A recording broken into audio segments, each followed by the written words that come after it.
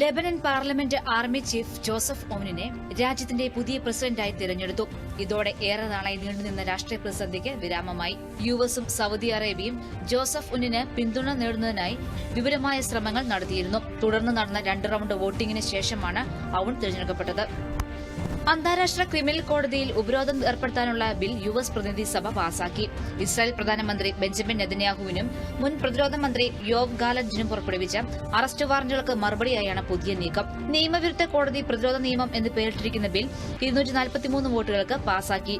ഇതോടെ ഇസ്രായേലിന് ശക്തമായ പിന്തുണയാണ് യുഎസ് നൽകിയിരിക്കുന്നത്.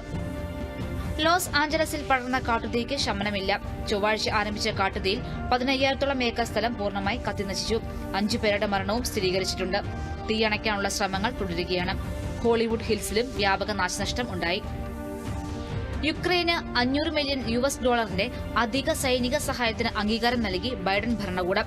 ആയുധങ്ങളും ഉപകരണ പാക്കേജും നിലവിലുള്ള യുഎസ് സൈനിക ശേഖരത്തിൽ നിന്ന് നൽകിയതായാണ് റിപ്പോർട്ട്. കഴിഞ്ഞ ദിവസം റാംസ്റ്റൈൻ എയർബേസിൽ വെച്ച് യുഎസ് പ്രതിരോധ secretary Lloyd Austin Ukraine president Volodymyr സെലൻസ്കിയുമായി നടത്തിയ കൂടിക്കാഴ്ചയ്ക്കിടെയായിരുന്നു പാക്കേജ് പ്രഖ്യാപനം. ഇസ്രായേലും ഹമാസും തമ്മിൽ ഗാസയിലെ വെടിനിർത്തലും ബന്ദികളെ കൈമാറുന്നതുമായി ബന്ധപ്പെട്ടുള്ള ചർച്ചകളിൽ പുരോഗതിയുണ്ടെന്ന് യുഎസ് പ്രസിഡന്റ് ജോ ബൈഡൻ. ഇതുമായി ബന്ധപ്പെട്ടുള്ള കരാറാണ് തന്റെ പ്രസിഡന്റ് കാലാവധിയുടെ അവസാന നാളുകളിൽ മുന്നോട്ട് കൊണ്ടുപോകാൻ ആഗ്രഹിക്കുന്നതെന്നും ബൈഡൻ വ്യക്തമാക്കി. തടവുകാരെ കൈമാറാൻ തടസ്സമായി നിൽക്കുന്നത് ഹമാസാണ്. പ്രതിസന്ധികൾ മാറി കരാർ പൂർത്തിയാക്കാൻ കഴിയുമെന്നാണ് പ്രതീക്ഷയെന്ന് ജോ ബൈഡൻ അഭിപ്രായപ്പെട്ടു.